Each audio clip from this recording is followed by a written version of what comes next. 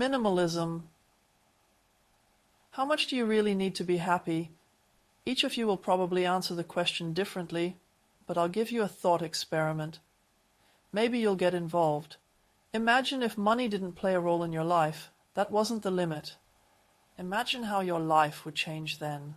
What would you do? What things would you buy? Where would you live? Who would you live with? Imagine it all. Maybe at first you'll go crazy on a buying spree. Maybe you live in a luxury villa somewhere by the sea, have servants, you buy a sailing boat, a motor yacht, and how are you supposed to live by the sea all the time? Maybe you'll also have a mountain hut and a Land Rover, and not just a woman or a man or lots of animals, a private jet, whatever. Go into all these fantasies. If money wasn't an issue, how would you live? And now imagine that the initial effect of this intoxication is slowly fading, and this standard of living is now becoming everyday life for you. Imagine your everyday life with all these things that you have now in 2 years, in 3 years, in 5 years. You still have your yacht now, and you still have your villa, and you still have your servants. Money wouldn't matter.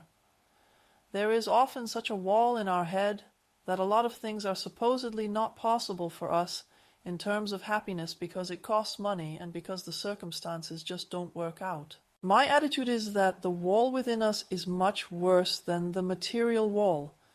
You'll see that if you really know what you need to be happy, you'll find hundreds of ways to get to the things that are important to you. Try the experiment and imagine in your head every day that you still have your yacht and that you live by the sea. I assume that at some point you will find out what your core values are, what you really need to be happy. This culture here tells you that everything that matters costs something, and if you feel like an underdog, then it's because of the money. Sure, you can compensate for a lot with money, but the most important thing is that you have to know who you are and what you need. You even have to throw out a lot of the conditioning from that culture. I've been living an increasingly minimalist lifestyle for 1, or we could also say preparatory, 2 years now, and of course I think it's good that I've been able to try out a lot of things and also be able to afford things that cost a lot. But the lifestyle I have now is really the one I developed for myself. I was looking there for a long time. What does a normal daily routine look like for me? Not always as great as it is here in the wild. That's of course my dream, to be outside a lot, in nature. I also sit on a train a lot, traveling to lectures and seminars. I also sit a lot at university, in somewhat ugly lecture rooms, in my office or at endless meetings.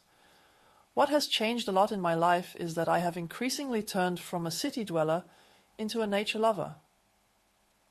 I just realized that I am part of this nature. I need this connection. It gives me an incredible amount. No movie gives me that. No novel gives me that. I want to be outside, and that is an infinite wealth. So of course I try this as often as I can. My apartment looks pretty bare now, so I get up and put something on. I don't need shoes, I don't need socks.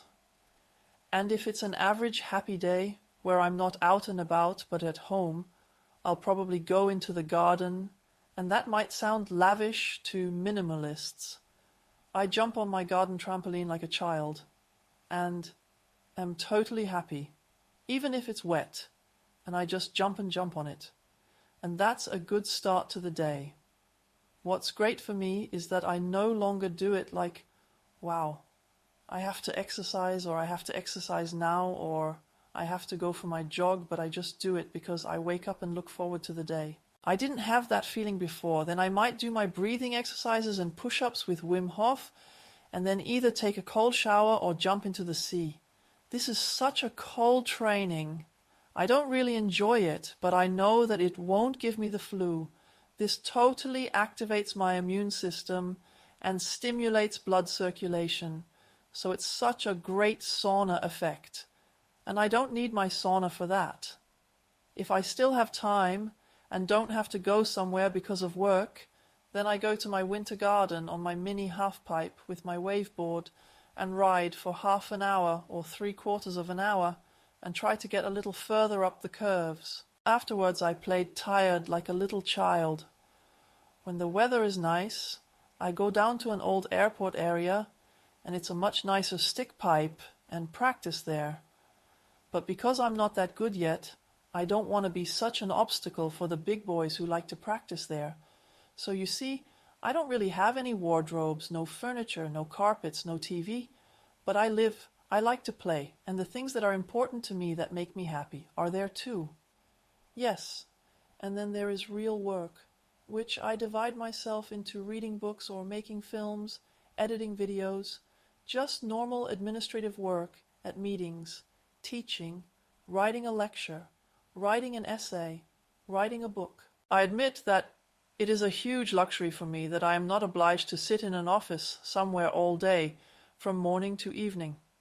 Because it was clear to me early in life that I wasn't much of an office person, I made a huge effort to get a job like that. And when I become more aware of what I want to do other than that, I'll try that too. So I'm human, I fight for my goals, but the most important thing is always that I have to know who I am, what I need. I really enjoy working with people. I am very flexible, very creative, and so I looked for work that suits me. I also often go out on the sea in a sea kayak. I also have a lot of fun. It takes maybe 2 hours into a tour like this. So that could end a day like this. And in the winter, I might be in my climbing hole in the evening, and the big boys will teach me how I can climb something better than a 4+ and give me tips. So I really enjoy learning. I don't look at myself like some fully programmed adult monster. But for me, being alive means that I'm still open. I want to learn new things. I want to try out new things. I'm also more of a representative of fluid identity instead of saying, now I'm finished and I'm going to defend it until I drop. This may give others security, but for me, as Heraclitus says, life is a river. Yes, during the day I live barefoot all day unless it's winter or wet cold weather. Then my toes really start to freeze off, so there's no more principled riders. I put on thin neoprene shoes, and it's real to a pleasure. Feeling the different types of soil, the temperatures, the little things under your feet is a direct connection for me again. And somehow I have the feeling that this also charges me with deep peace, with deep calm. This is a feeling of freedom. Yes, I have my eating window from early afternoon onwards, so I don't call it intermittent fasting. I just say that I have my eating window, so I mostly eat raw vegetables, nuts, wild herbs, and I prepare some of them in a high-performance blender too. And there are a lot of minerals and, above all, this life energy from the wild plants, which is very important to me. And during the day, I like to drink a lot of warm herbal tea. What I no longer notice, but others do, is that I live without a television, I live without a radio. I only sit at the computer when I'm doing research or actually buying something on the internet, which is not so easy and Kiel available, yes, or in order to be networked with other people. I gave my CD collection as a gift to good friends, so there were a lot of favorite parts. It used to be important to me to feel these wonderful feelings, especially through classical music, through piano music, through choirs right now. And in the meantime, this may sound strange. It is this perception of the symphony of living things, the sound of waves, then this wind that somehow makes the blade of grass synchronous, that they run together like a herd, the change of light. Everything is a single, up and down, everything is frequency and being part of this symphony. To feel that now is the most beautiful thing. I used to find it hard to imagine that there was anything more beautiful than bathing in this classical music, but now I have it, and that's why I no longer felt like listening to music at some point here, or in the past, travel descriptions were very important for me to read, and now I would always say, why should I watch the video of someone else's adventure as long as I haven't quite gotten there myself? That keeps me from my own life, an experiment. It would be like watching other people eat my favorite food. Consuming other people's reports and fantasies, be it through film, television, or books, would now make me rather sad because I still have the impression that I still haven't quite gotten to where I want to be. So you can see that this is my dream life, the one I'm starting to lead here, and to someone from the outside that seems like a sacrifice. But for me, it's pure concentration, pure joy of life. What else plays an important role throughout the day, which I almost forgot, which is of course such a basic melody, is that I am non-stop concentrated in my mantra, so that I keep this Jesus Christ, Son of God, running as soon as any distractions arise that in me and keeps me focused. That's a different brain frequency than what a normal person has in everyday life, which is predominantly sometimes the thoughts drift here, and sometimes that, and for me, I could only describe it like this. It's a clarity and alertness like you have while you do your favorite activity. And for me, it's like a basic state. With your favorite activity, you would also notice, hey, you were just in the flow, and now some worry comes along and creeps in. Or you start to think about another problem, and immediately you're out of it and you notice it. And that's how it's become part of my everyday life. And that's how I came to this lifestyle in the first place. I'm asked how it came about that I chose such a lifestyle. Of course, it developed gradually. You don't do it overnight. The beginning was that I tried to heal myself from my biographical damage and started meditation and increasingly experimented with all monastic exercises, which then became my research topic. Look, we never lived. How did that turn out? Their consciousness development and stuff like that. So I tried this on myself. These are now 3 minimalist exercises so that everyone can live a highly concentrated monastic path in everyday life. Want to think, feel, head, heart, and hand. You get the 3 areas under control for yourself. Only then can you even start with something like living your life. Beforehand, the others control you. Beforehand, the others tell you what they think is good about you and what they think is bad about you.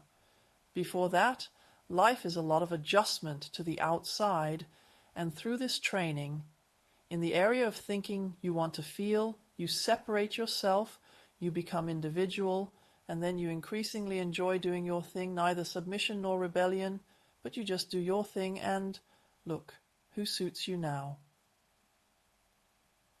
So along the way, I developed something like a natural self-confidence. Before, I was of course too anxious to find a lifestyle with which I would get recognition and be popular, and then I wouldn't have dared to take off my shoes at all, but I would have really thought about what to say beforehand to the others, or maybe I won't be invited anymore or something like that. And then in the area of nutrition, I first tried green smoothies, i.e. eating a lot of wind herbs, because it also meant that you can quickly replenish your body's strength. If you've led a burnout lifestyle for too long and have it, I noticed that it helped. Even if I swam my 40 lengths or so, I suddenly had a lot more strength. So that's wild herbs in a high-performance blender, dandelion, groundweed, stinging nettle, balm leaves, all that sort of thing. Mixed in with a bit of fruit and spooned out, it doesn't always taste that good. Then I started to leave off my shoes, first of all to get my spine in shape, because I had read that heels were harmful, and because my feet had now collapsed quite a bit in the arches, and rheumatism had also started to develop in the tendons and experiment and was fantastic. So my feet have recovered, the skeletal muscles have completely changed. At the beginning there was sometimes excruciating pain in the knee or ankle because, like a previously crooked bicycle frame, the entire body has now returned to normal. That also excited me so much that I became more courageous. And then I started what is now called interval fasting, intermittent fasting, and that gave me such clarity in my head. I increasingly cut out sugar and white flour. I now live a largely vegan life, and that led to such a release of serotonin that I was in a really good mood without doing anything. And when you have that, you are, of course, even more willing to experiment. The thing about minimalist living, the reason was that because I started sea kayaking in Kiel, I realized that I think The city is much cooler now that I'm conquering the sea with my favorite sports equipment. I think it's cooler now than Berlin. I'm really moving there. I really shifted the focus of my life there. And so that I could afford it, a friend of mine moved into a house like that, and he was a total hoarder. That was a catastrophe for me, so that I liquidated my Berlin household. The house was only 135 square meters. My entire basement was now full of my moving boxes. The rest of the house, because there wasn't that much money either. It was either a construction site, or my friend's boxes were lying around everywhere, and neither the construction site was progressing. So I couldn't get the boxes unpacked, nor with his promised actions. He would now start throwing half of them away, so I could in the house don't step. Every corner screamed for work. I couldn't switch off and thought I was going crazy here. In the meantime, my friend set up a large teepee for me in my own garden, so that I lived in a tent over the summer until the first autumn frost came. And for myself, it was then clear that something really had to be different here. So, at that time, I didn't have the opportunity to unpack the boxes. I lived with very few people, and it was fantastic to wake up in the tent, to feel the power of the earth, to walk on the damp grass in the morning. And in that situation, I came across Marie Kondo magic cleaning, and I'm like that. A person who wasn't necessarily tidy beforehand, but once you've lived like a workaholic for a long time in your life, then a little bit of your apartment gets ruined anyway. So order was my thing here, and the book was so well written and had me so excited that I said to myself, this could be my salvation. So I used it like a cookbook, first with clothes and everything, and I noticed that it was good for me. So my friend Messi got incredibly upset. He thought I was ready for psychiatric care. He sometimes has such a wonderfully choleric character. He insulted me in the wildest way. That's what people who say, hey, you're single and you can do that. But we have a family here, and minimalism is only for singles. So that's not true at all. You just need an ass in your pants. And that's what I had my meditation exercise through, this insanely high serotonin levels because of this, because of my 3-hour eating window, which is why I'm always generally in a good mood. Yes, I went through with it. I admit I was a bit unsure afterwards, when I also threw away the stereo system and got rid of things like Cartier, travel alarm clocks, and my expensive collection of sports shoes and jogging shoes. There were also good things, including bicycles, which I simply gave away. So when I say thrown away in other videos, that's just a short form. So of course I tried to give away a lot, and then there was a phase 2. After half a year ago, I noticed that there was still too much clutter for me, and I didn't feel like it because I love being outside so much now and need so little. I really don't feel like managing the rest of the clutter. I don't feel like coming home and dusting or washing up. I want to do the things in life that I enjoy. That's what I've figured out now, and everything I need to do with it, I don't need it. It flies away. And that's how it became even less. The real hit for me was Fumio Sasaki. So after 6 months, I came across his book. Now imagine that I'm living on a construction site like that, boxes, and I can't even get up the stairs to the top floor without breaking my legs. Because my mess buddy just piles all his shit on the steps. Fumio Sasaki opens in front of my bed and sees this picture. Of course it's clear that I was freaking out inside and said to myself, I want that too.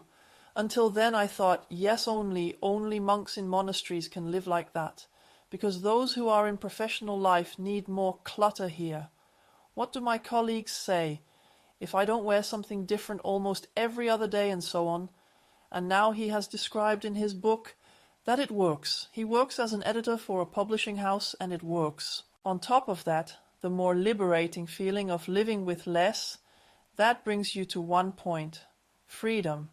I don't want to be the cleaning devil for myself, but I'm also not the type of person who says, yes, then I'll hire a cleaning lady. So too, his arguments, they were so impactful. So this book was really like a balm on my path, and it also comforted me so much. Just look at these pictures, how he suffered, maximalist in the picture above, Everything full of books, everything stacked up and minimalist. So before, after.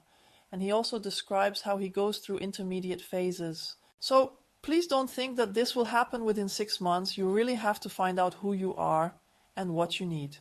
So first Marie Kondo, then Fumio Sasaki, what's left now? For me, some would say sports equipment, but for me it's play equipment, of course a kayak, because subboard, stand-up paddling, balance things, wave board for the winter time, when this half pipe really isn't usable near us, my little indoor ramp. Then the trampoline, and otherwise, yes, a lot of the things that I simply need for work are in the office, otherwise I would have them not. If I didn't have the job, if I then threw away a lot of books and copy paper and printers and so on, that's just work material.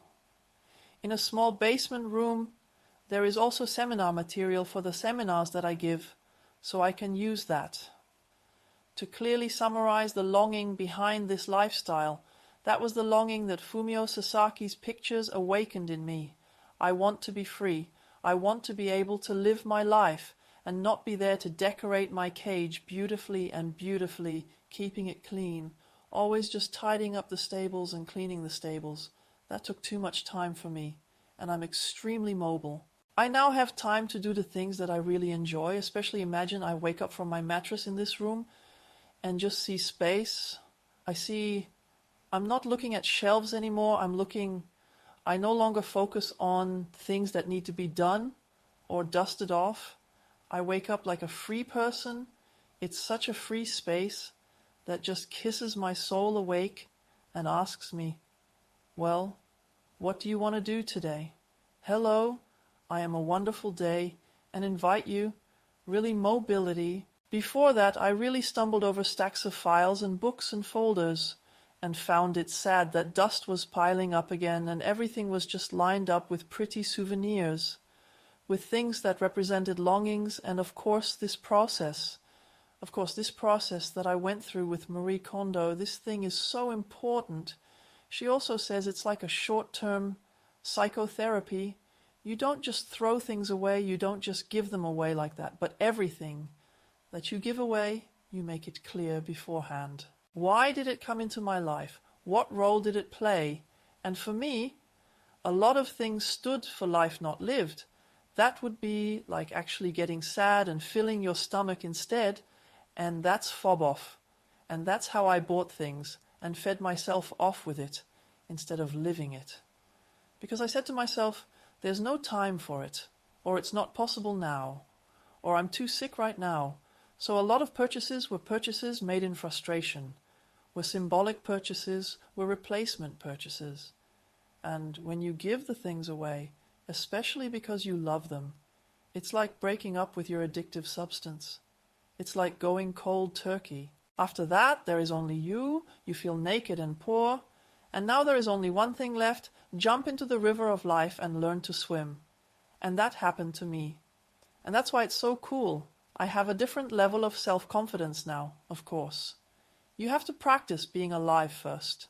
Yes, I was once asked, what 3 things I wouldn't give up? Of course, as a person who is in the flow with myself, that's a provisional answer, and that is my sea kayak. Because with it, I can dance on the waves, on the being outside, and being with other adventurers is like my playground equipment. Then, of course, my high-performance blender, so that I can eat the green wild herbs in raw food quality, and currently, which is of course also very important, is my little mini camera, the GoPro, which I also use on kayak tours or when I'm out somewhere in nature. I can take pictures pretty easily, and I need the computer as a work tool or for video editing, so a sea kayak, mixer, and GoPro, those are the 3 things. Another question I was asked is, what is essential for you? Again, at the moment, this is a life close to the sea and the animals here. Yesterday I was incredibly happy when I saw a seal here on the beach, and how it was lying there in the sunset, and the sun drew such a golden path over it.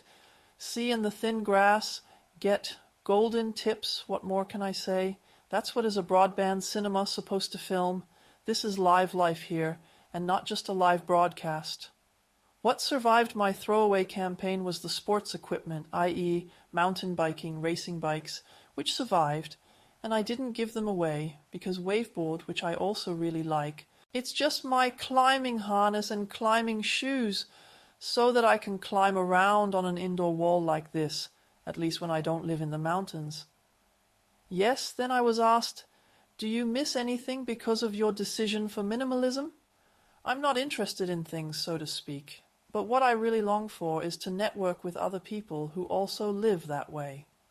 Because even if this is now my individual lifestyle, I remain a connected being, and I don't just want to enjoy seals and thin grass. I also like to exchange ideas with people, like other people talk to others about their favorite film, or about the most beautiful concert, or about the latest book.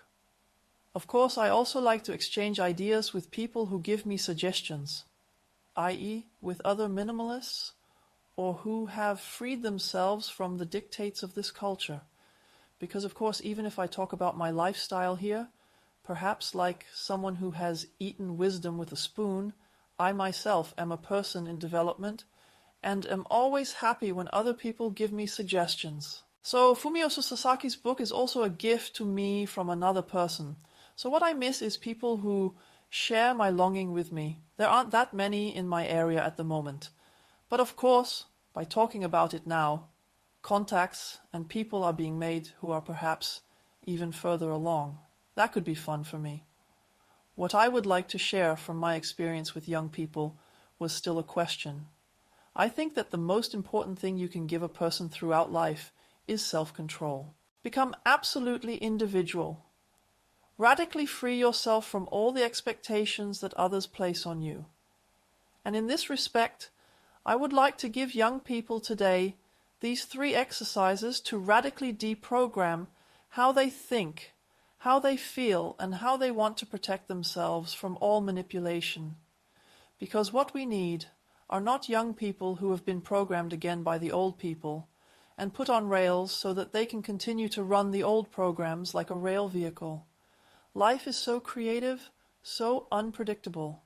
Life has leaps, and I would really like to see these young people jump and free themselves from the tracks. So it wouldn't be so much that I immediately say, hey, start a minimalist lifestyle. By the way, students often still live like that.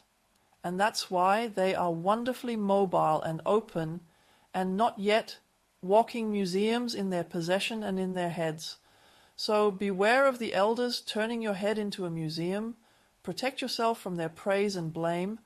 Also protect yourself from their recognition. Start focusing yourself with such an internal mantra in your head that you can constantly focus on your learn to control your feelings yourself and free your will from manipulation. Yes, if you were to make this a campaign, what I would call it was still a question. The core of my message is you are great, you are more. You are a king, you are a king. Actually, you are a sleeping god. These are all metaphors. There is gigantic potential within you. Imagine, this culture you are experiencing now is only 5% humanoid.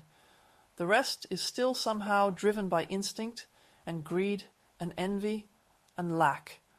And when you unlock the 95% of the rest within you, that is the real revolution. This is a revolution in consciousness. It's not about redistributing some gigantic property from A to B or cleaning the seas, but polluted seas are the result of polluted minds and clogged hearts. When you are reconnected with this gigantic network of life, what kind of power do you think flows into you? What should the church do in this direction? What kind of question is that? In the church, it was always the mystics who, at the core, pursued this life concept of full potential development. Of course, some of this was politically dangerous, or it was separated out for a special group of religious specialists. Yes, of course the church should. And it will not achieve this through sermons, but simply by teaching young people something like these 3 basic exercises, either in religious education or confirmation classes. So again, it's so simple. This constipation in the brain, this constipation in the heart, and this paralysis of the will. I'm nothing. I can't do anything. Help. What do others say? or just follow some advertising or fashion trends. So this irritation in the will to eliminate. So the church should give something like meditation lessons again, should lead the kiddies on the path of the great old mystics like Meister Eckhart, and that has nothing to do with restrictions. Keep eating your sausage, keep drinking sugary cola. The rest, as soon as you've got your brain up and running, you'll realize for yourself where you're being ripped off and where your potential for happiness lies. Who or what are you dependent on? Funny question. Because in fact I am walking the path of a monk, and my goal is monos monokos, becoming an individual. So first of all, radically individual. But what comes out of it more and more is the healthiest, and I am happiest when I perceive myself as a very humble living being in the web of life. I am constantly in exchange processes with the change of sun, twilight and night, with the wind, with breathing, with the sea. Everything is rhythm. So maybe it's in the direction of wild animals, and of course I'm dependent on everything. And the more you are a natural being again, the more outspoken you become against seemingly cultural laws. And the more open the heart becomes, the more important connections become in life. But these are no longer connections where I adjust downwards. This used to be very true when I was hungry for recognition. Of course I constantly adapted, but when the fear is gone, you may be alone for a short time, but then the right people increasingly come to you. And that is joy again. So still dependent as a loving relationship being. What I won. An open heart, a lot of luck, maybe even a bit of years of life, rejuvenation, great new contacts that are now growing. Lots of support, lots of warm comments, lots of freedom, free time, mobility. I've regained a lot of what I thought was already gone because I'm too old. So, what else I only knew about myself when I was a teenager? Enterprising spirit, willingness to take risks, ability to learn.